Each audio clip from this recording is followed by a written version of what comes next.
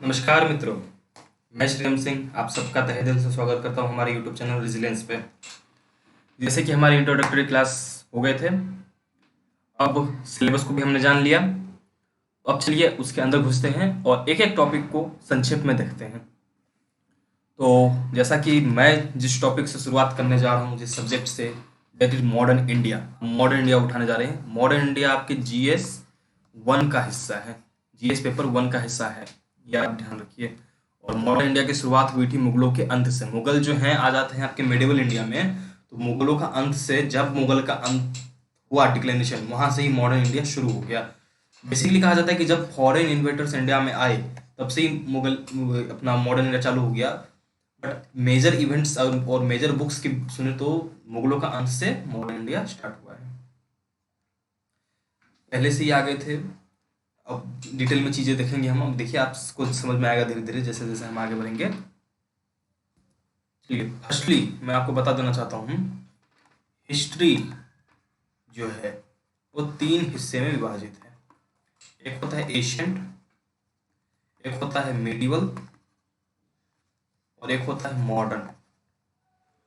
हम लोग मॉडर्न से स्टार्ट कर रहे हैं इससे, और इससे स्टार्ट करने के रीजंस हैं।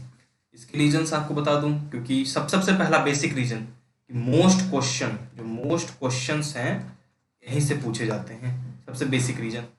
Second, most complicated part to understand. बहुत लोग कहते हैं कि मोस्ट कॉम्प्लिकेटेड होता है अंडरस्टैंडिंग के लिए, ऐसा बहुत लोगों का कहना है जो भी पढ़े हैं फिलोसोफर। तो इसलिए हम इससे शुरुआत कर रहे हैं। और ये है जो मॉडर्न, नाम जाने पहचाने होते हैं, हमारी आज़ादी की लड़ाई है, तो इसको इंटरेस्टेड भी है, थोड़ा इंटरेस्टेड पार्ट भी है, तो इसलिए हम इससे शुरू कर रहे हैं। हम पहले मॉडर्न को देख रहे हैं इसलिए। तो क्लियर हो गया हम मॉडर्न से क्यों शुरू कर रहे हैं, ठीक है। और फिर मॉडर्न, ये दोनों का मिला के 30% सिलेबस हुआ, और मॉडर्न का अकेले 70% सिलेबस है, तो इसकी इंपॉर्टेंस से समझ लीजिए। इसलिए हम मॉडर्न से स्टार्ट कर रहे हैं, ठीक है। चलिए, सो मैंने कहा डिक्लाइन ऑफ मुगल्स। ठीक है, 4 बेसिक कारण थे इसके। पहला, रोल ऑफ औरंगजेब। औरंगजेब का इसमें क्या रोल था, ये आपके मेडिवल इंडिया का पार्ट है।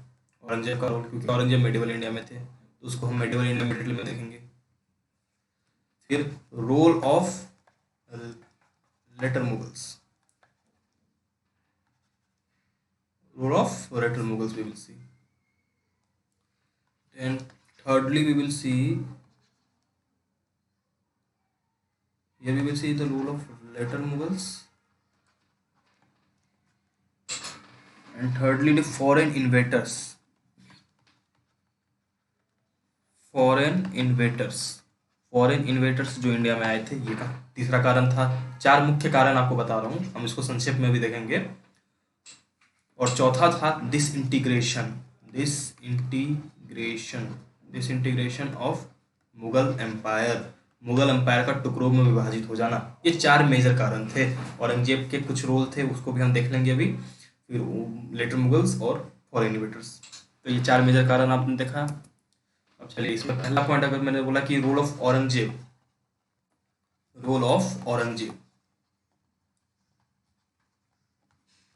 औरंगजेब का क्या रोल था, देखिए। जो हमारी बुक्स कहती हैं, इसके मेनी हार्मफुल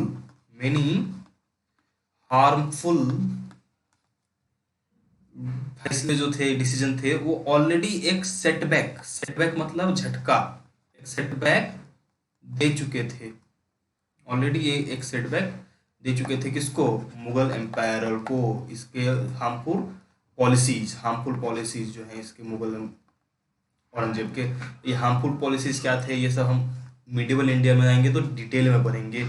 जैसे कि जजिया, ये सब कुछ थे हार्मफुल पॉलिसीज, तो इसको हम देखें डिटेल में। तो फर्स्ट ये हुआ harmful policy, already Mughal empire को दे दिए। बट अभी मैं 3 पॉइंट कहूंगा, उस 3 पॉइंट को याद रखिए। देखिए, बट अभी भी ये 3 पॉइंट याद रखिए। मुगल एडमिनिस्ट्रेशन जो था इफेक्टिव था अभी भी। सेकेंडरी, मुगल डायनेस्टी जो है उसका अभी भी रिस्पेक्ट होता था। मुगल जो डायनेस्टी है उसका स्टिल रिस्पेक्टेड, स्टिल रिस्पेक्टेड। और thirdly, army was still strong, army still strong. देखिए ये 3 पॉइंट आप याद रखिए, ये 3 पॉइंट अभी आपको दिखाऊंगा। I will show you the magic of the connectivity now. See, Mughal empire administration effective था, आर्मी स्ट्रांग थी, और उसका रिस्पेक्ट था। किसी भी डायनेस्टी को सर्वाइव करने के लिए यही 3 चीज चाहिए होता है। ये 3 चीजें जिसके पास है उसका साम्राज्य चलेगा। तो मतलब औरंगजेब की ये सब हार्मफुल पॉलिसीज के बाद भी अभी भी इनके पास इतने 3 चीजें बची हैं, मतलब इनका साम्राज्य अभी भी चल सकता है, डायनेस्टी अभी भी चल सकता है। बट कुछ लेटर मुगल्स हैं जिनके वजह से इनका बेड़ा गर्क हो गया, लोटिया डूब गया इनका। जिस तरह से अब देखते हैं कैसे। जैसे कि 1707 में I think so Aurangzeb died, Aurangzeb died. And 1708 में, 1708 में Mohammad Shah, Mohammad sorry it's not Mohammad Shah, it's Bahadur Shah, Bahadur Shah, ये जो है ना Bahadur Shah ji, he became the emperor, new emperor, new emperor of Mughal empire. एक सिविल वॉर हुआ था इनके बेटों के बीच में, सिविल वॉर हुआ था। सिविल वॉर के बाद बहादुर शाह बने एट 65 ईयर्स यंग किंग। हंसने वाली बात है, 65 ईयर्स यंग प्रिंस, 65 साल का यंग राजा, ठीक है। नाउ अब बहादुर शाह के सामने क्या क्या चुनौतियां थी। देखिए राजा तो बन गया Bahadur Shah, he became the emperor, Bahadur Shah emperor तो बन गया, लेकिन इसके सामने कुछ चुनौतियां थी। बेसिकली 2 चुनौतियां थी। एक, इसको देखना था फाइनेंशियल क्राइसिस, फाइनेंशियल क्राइसिस।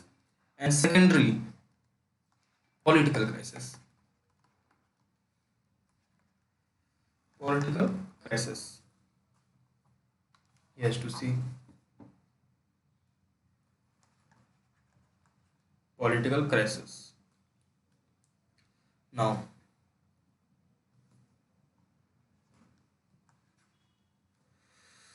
ये 2 चुनौतियां इनके सामने हैं। अब इन 2 चुनौतियों से कैसे जूझेंगे, तो देखिए कैसे। इसके लिए इन्होंने 4 चीजें की, फिर बताऊं 4 चीजें की। 4 चीजें क्या क्या की। पहली, इन्होंने एक टॉलरेंट, टॉलरेंट एटीट्यूड रखा, टॉलरेंट एटीट्यूड, शांति का समझौता, टॉलरेंट एटीट्यूड रखा किनके तरफ, टुवार्ड्स हिंदू राजा, हिंदू राजाज के तरफ इन्होंने टॉलरेंट एटीट्यूड रखा। पहले ये क्या करते थे, झगड़ते रहते थे सारे हिंदू राजाओं से, लेकिन अब इनको समझ में आ गया कि अभी हमको हमारा साम्राज्य बचाना है, तो इनको लेके रखना पड़ेगा, मतलब अपने उपचे में लेके रखना पड़ेगा, मतलब कि अपने साथ रखना, समझ लीजिए आम भाषा में, व्यवहारिकता में अगर समझे तो साथ रखना पड़ेगा। बोलते हैं ना वक्त आने पर 2 गधों को भी बाप बनाना पड़ेगा, तो कुछ ऐसा ही सिचुएशन उसके सामने आ गया, बहादुर शाह के सामने। I don't mean about that all things, but ऐसा सिचुएशन आया तो उन्होंने एक टॉलरेंट व्यवहार रखा इनके सामने, और एक अच्छी पॉलिसी है टॉलरेंट व्यवहार रखना, क्योंकि हिंदू राजाज के बलबूते पे ही मुगल एम्पायर इतने दिन चले। अगर ये सारे, मेरा मानना है अगर सारे हिंदू राजाज एक हो जाते, अगर ये एक हो जाते तो किसी भी मुगल एम्पायर की औकात नहीं थी कि वो भारत के किसी भी कोने में अपना साम्राज्य बचा सकता था। But there are many reasons, we will see in the medieval India. Medieval India में ये बहुत देखने को मिलेंगे कैसे हुआ था, सारे हिंदू राजा आपस में कैसे लड़ रहे थे। वो पहला काम तो इसने ये किया, ठीक है। सेकंड, सेकंड काम इसने क्या किया, इसने हाफ हार्टेड कंसिडरेशन दिया, मतलब आधे दिल से ही कंसिडरेट किया, सबको अपना लिया, जिसकी जो जो मांगे थी धीरे धीरे पूरा करता गया, आधे दिल से ही सही। तीसरा, सिक्स के साथ, देखिए ये इंपॉर्टेंट है, सिक्स के साथ इनिशियली, मतलब शुरुआती तौर पे इन्होंने पॉलिसी ऑफ पीस अपनाई, policy of peace. But stand change हो गया जब बंदा बहादुर आए, बंदा बहादुर के आने के बाद चेंज हो गया इनका। बंदा बहादुर आए तो इनको स्टैंड चेंज करना पड़ा अपना। ही वॉज एक्सेप्शन मैन, ठीक है। और चौथा काम इन्होंने क्या किया, तो you guys make the running notes, my suggestion is that you guys make the running notes. जैसे मैं बोला हूँ, ऐसे रनिंग नोट्स आप लोग बना लीजिए पॉइंट पॉइंट में। ऐसा नहीं कि जैसे कि मैं ऐसे ग्राफ बना रहा हूँ, ऐसे 4 करके ग्राफ बना रहा हूँ, .1, .2, .3, ऐसे आप लोग भी बना लीजिए। रनिंग नोट्स यूजफुल होगा, ठीक है। नोट्स ऐसे आपको प्रोवाइड कर दिए जाएंगे। फिर भी मेरी राय होगी, खुद का तो खुद का ही होता है ना। खुद का जो है वो खुद का ही होता है, और दूसरे का जो दूसरे का ही होता है। आप समझ सकते हैं, इस समझदार को इशारा ही काफ़ी होता है। और चौथा काम इसने क्या किया, पीस अपनाया। देखिए चारों काम में इन्होंने पीस ही अपनाया है, इधर जाट्स के साथ और बुंडेला के साथ, जाट्स और बुंडेलाज के साथ पीस का समझौता किया इन्होंने। तो चारों काम पीस के किया, बहुत अच्छा काम किया, देख के लग रहा है बहुत अच्छा काम किया। बट एक गलती इनसे हो गई, एडमिनिस्ट्रेशन जो है इनका, एडमिनिस्ट्रेशन डेटोरेशन स्टार्ट हो गया। एडमिनिस्ट्रेशन का डेटोरेशन स्टार्ट हो गया। डेटोरेशन मतलब अंत होना स्टार्ट हो गया एडमिनिस्ट्रेशन का, धीरे धीरे। अब क्यों, तो क्योंकि ये सबकी हाफ हार्टेड कंसिडरेशन से बातें मान रहे थे और पीस का समझौता कर रहे थे, तो इन्होंने जो है रेकलेस ग्रांट्स दिए। रेकलेस ग्रांट्स, रेकलेस ग्रांट्स मतलब अंधाधुन जजिया जो भी होता है, मतलब परमिशंस की आप मेनी परमिशन, बहुत सारे ग्रांट्स जो है रेकलेस दे दिया कि हाँ भाई तुम्हारा ये है, हाँ भाई तुम्हारा ये है, तुम्हारे एरिया पे तुम टैक्स कलेक्ट करो, तुम्हारे एरिया पे तुम ही सब कुछ करो। तो और ग्रांट्स ऑफ जागीर्स, देखिए बता रहा हूँ, जागीर्स एंड प्रमोशंस। जागीरदारी ज्यादा भारी पड़ गया इनको देना, ये जागीरदारी देते चले गए सबको, जागीर्स, ठीक है, ये इनको भारी पड़ा। और इससे क्या हो गया, इससे ये कांड से सबसे बड़ा प्रॉब्लम अब आ गया इनके सामने। सबसे बड़ा प्रॉब्लम जो आया वो था फाइनेंशियल बैंकरप्सी। समझ लीजिए कितनी बड़ी समस्या आ गई, financial bankruptcy. Financial bankruptcy, financially ये बैंकरप्ट होने के कगार पे आ गए। अब समझिए ऐसा एम्पायर जो एक वक्त में पूरे भारत पर राज करता था, उसके पास फाइनेंशियल बैंकरप्सी आ गई। और ये सबसे हार्मफुल पॉइंट है और सबसे मेन पॉइंट भी है इनके डिक्लाइनेशन का, ठीक है। समझ में आ रहा है ना, आगे बढ़ते हैं चलिए। अब इन सब चीजों से हुआ क्या, राजा फेल है ये पता चल गया, तो किंग मेकर्स, किंग मेकर, ये जो है नया टर्म, ये हमारा नया टर्म इवॉल्व हुआ, किंग मेकर्स इवॉल्व हुए। तो अब देखते हैं, now we will see in point manner. Who is the king now, king is Jahandar, after Bahadur Shah, Bahadur Shah के बात कर रहा हूं। अब किंग मेकर्स आने लग गए, Jahandar Shah. And who is the king maker, king maker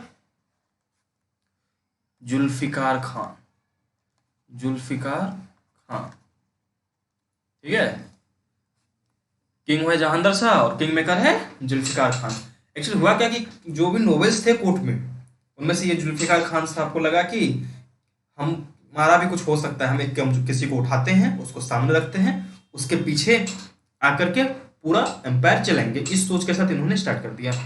आपको कुछ खूबियां बताएं अगर इन जनाब की, जहांदर शाह की, तो पहली ही खूबी देखिए, वीक, ठीक है, डिजेनरेट, कोई मोटिवेशन नहीं अंदर से, कोई बहादुरता नहीं।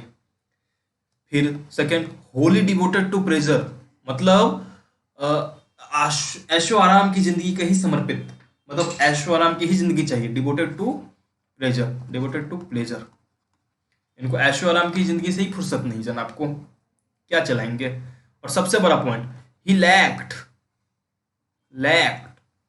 डिग्निटी, कुछ कोई इज्जत नहीं करता था। मुगल एम्पायर में कुछ पूछता कौन है राजा, कुछ कोई इज्जत नहीं, कुत्ता नहीं पूछता था, ऐसा हालत था। डिग्निटी था ही नहीं इनके पास, और खुद का मतलब डिग्निटी, और वो इनको खुद को ही कुछ शर्म कुछ था ही नहीं कि भाई मैं राजा हूँ, किंग हूँ। तो और डिसेंसी भी नहीं था, ये मतलब जुल्म करते थे लोगों के ऊपर ज़्यादा ही, अपने पावर्स का दुरुपयोग। ठीक है, ये हो गया किंग। देखो किंग कैसा है, पता चल गया ना। तो अब यहाँ किंग अब ऐसा है, फिर भी एम्पायर को बचाना है तो किसी को तो स्ट्रांग होना पड़ेगा, किसी को तो एम्पायर चलाना पड़ेगा। तो यहाँ एम्पायर चलाएंगे हमारे जुल्फिकार खान साहब, ये आएंगे फॉर्म में। इन्होंने अब क्या किया, इन्होंने सबसे पहला काम किया, फ्रेंडली रिलेशंस रखे किन के साथ, हिंदू राजा के साथ। ये इंपॉर्टेंट है, हिंदू राजा के साथ आपको फ्रेंडली रिलेशन रखना बहुत इंपॉर्टेंट है, क्योंकि दे आर दी ओनली की for the survival of your dynasty. ठीक है, हिंदू राजा में आप देखो तो राजपूत, मराठा और यही सब थे, इन सब के साथ टॉलरेंट व्यवहार रखा। और अभी एक वर्ड बोल रहा हूँ, याद रखिएगा, अटेम्प्ट। इसने अटेम्प्ट टू फाइनेंशियल क्राइसिस, इसने अटेम्प्ट किया फाइनेंशियल क्राइसिस को सॉल्व करने का, इसने अटेम्प्ट किया। फिर बोल रहा हूँ अटेम्प्ट, अटेम्प्ट का मतलब क्या, कोशिश की लेकिन सक्सीड नहीं हो पाए, सिर्फ कोशिश ही रह गई वो। ठीक है, अब देखिए हुआ क्या, जब ये सिलसिला होने लग गया तो जैसे कोर्ट है, दरबार है, तो उसमें सिर्फ सिर्फ एक ही थोड़ी रहते हैं, बहुत सारे लोग रहते हैं, रशिया से आए, पर्शिया से आए, बहुत सारे लोग रहते हैं। तो जो अदर नोबेल्स थे, जो भी अदर नोबेल्स थे, अदर नोबेल्स, उन्होंने बोला जब जुल्फिकार खान कर सकता है तो व्हाई नॉट अस। उन्होंने बोला जब जुल्फिकार खान कर सकता है तो हम क्यों नहीं कर सकते, हम भी उठाते हैं किसी को और बैठाते हैं सिंहासन पे, उसके पीछे राज करते हैं। तो अब क्या हो गया, कोर्ट में कॉन्स्पिरेंसीज होने लग गई। अब समझिए कोर्ट के ही जितने दरबार के सदस्य लोग थे, वो आपस में ही एक दूसरे के खिलाफ साजिश रचने लग गए कि इसके मैं क्या करूं, इसके मैं क्या करूं, ऐसे होने लग गया। समझिए इतना बड़ा एम्पायर अकबर के समय पे तो अपनी ऊंचाइयों पे था, एकदम टॉप पे था, उसका देखिए क्या हाल हो गया है कि कोर्ट के लोग आपस में एक दूसरे के खिलाफ ही साजिशें रच रहे हैं। तो स्ट्रगल्स होने लग गए नोबल्स के बीच में। नाउ हुआ अब क्या पता है, जहांदर शाह जो है ना, किल्ड, इनको मार दिया गया। और किसने मारा इनको पता है, इनके नेफ्यू ने, इनके नेफ्यू, इनके नेफ्यू ने मार दिया, जिनका नाम था फारूक शियार। इनके नेफ्यू फारूक शियार ने कहां पे, जनवरी 1713 पे कहां पे मारा, वार, आगरा के वार में, वार ऑफ आगरा में। ठीक है, और ये फारूक शियार का इस युद्ध में साथ दिया था सैयद ब्रदर्स ने, Syed brothers, they were the king maker now, now and they were the very famous king maker. ये जो है थोड़े फेमस थे इस वक्त के, किताबों की माने तो बहुत फेमस किंग मेकर्स ये थे, क्योंकि इन्होंने बहुत सारी पॉलिसीज से लगभग जान फूंक दी थी एम्पेयर में, फिर भी लेकिन अंतिम दिया कितना फरफरा है। तो हुआ क्या देखिए,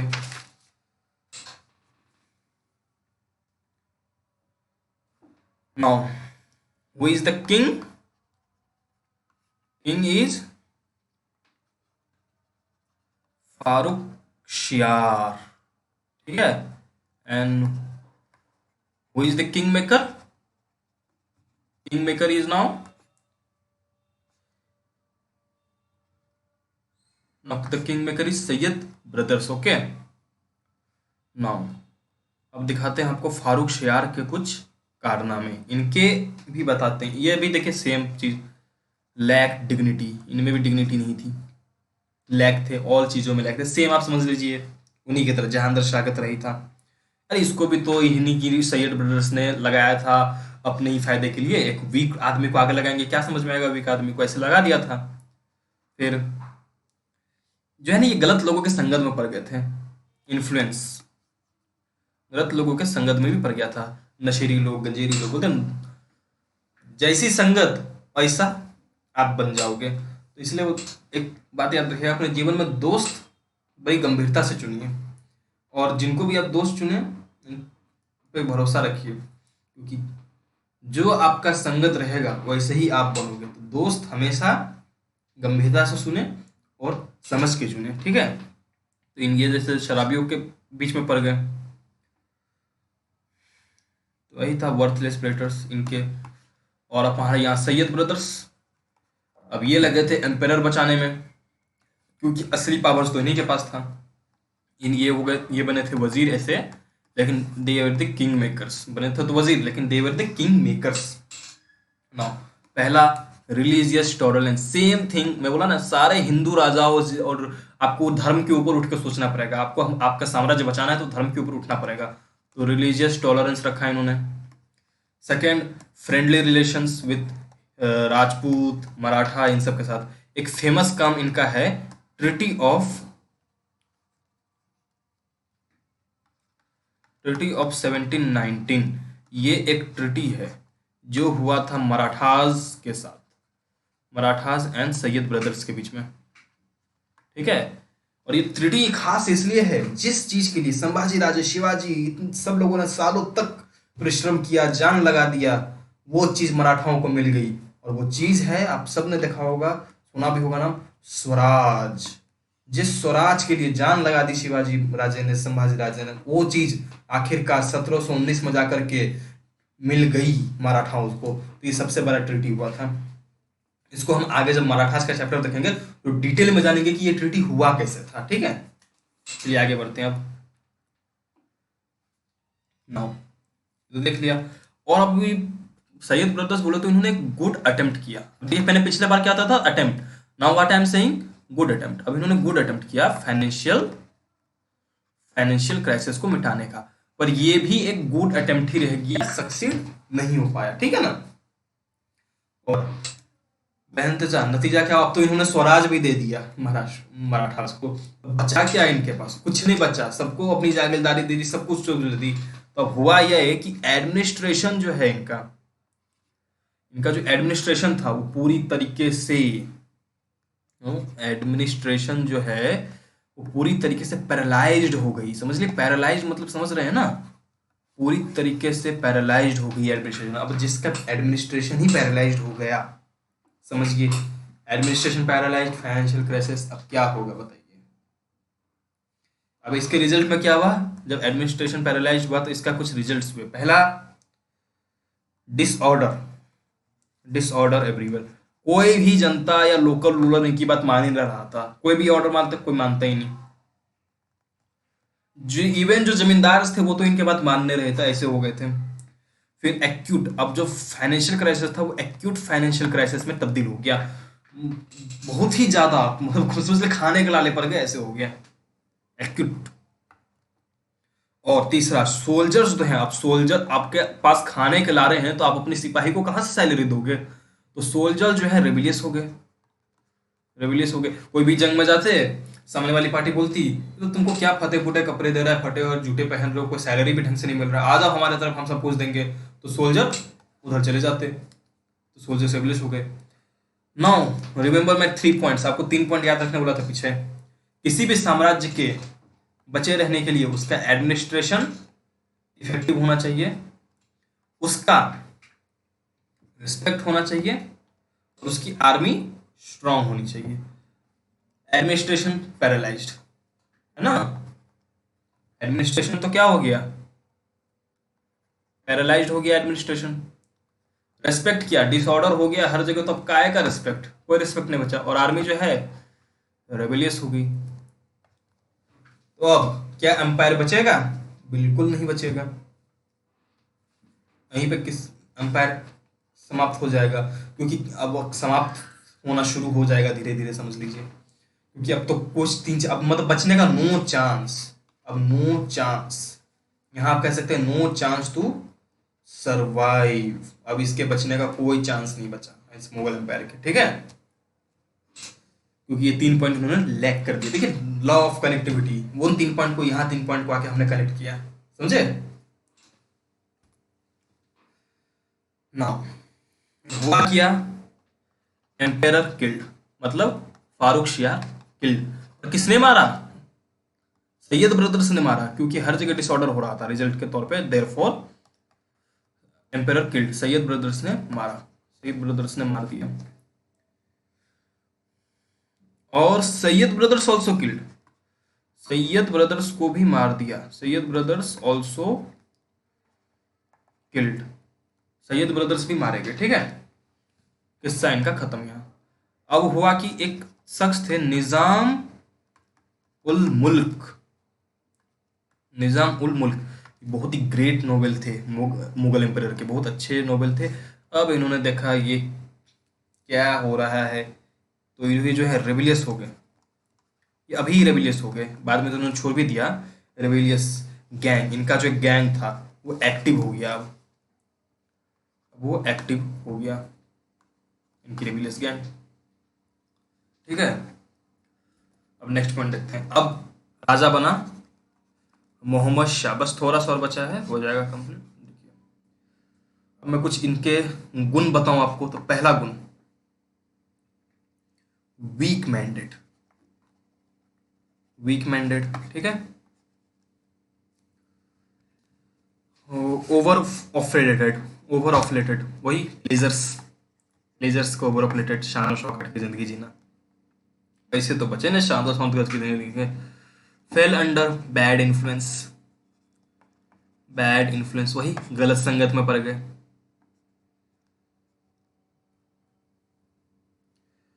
अब गलत संगत में क्या, अब यहाँ तो एक मेजर गलत संगत हो गया कि जिन लोगों के संगत में पड़े, ये मोहम्मद शाह को उन्हीं के मंत्री के अगेंस्ट कर दिए। वो लोग बोले कि देखो तुम्हारा मंत्री सब कुछ कर रहा है, तुम क्या करोगे यार, ऐसे इसको सब भड़काने लग गए। फिर ये, और सबसे बड़ा इन्होंने क्या किया गलती, इन्होंने नेग्लेक्ट किया, neglected state policies, state policies को नेग्लेक्ट किया इन्होंने, ये सबसे बड़ी गलती हुई। जो नियम कायदे बने हुए थे मुगल एम्पायर्स के, ही नेग्लेक्टेड दैट ऑल। और फिर इनका एक लॉन्ग रिम था, लॉन्ग रिम, 30 साल तक शासक रहे, 30 साल, ठीक है। चाहते तो कुछ कर सकते थे, 30 साल शासन कम नहीं होता है, कुछ कर सकते थे, लेकिन देखिए इन सब, ये इन सब गलत संगतों की वजह से क्या हासिल हो गया इनके साथ। और पता है हद तो तब हो गई, इन्होंने जो ब्राइब्स आते थे उसमें शेयर लेना चालू कर दिया, शेयर। समझिए आप डीएम हो किसी जगह पे, यू आर डीएम, आप डीएम हो, आपका चपरासी जो है, आपका चपरासी 500 रुपये लेता है किसी से कि डीएम साहब से चलो मिला देंगे, 500 लेता है, और आप अपने चपरासी को कहो भाई इसमें मेरा भी तो हिस्सा है, मेरा हिस्सा।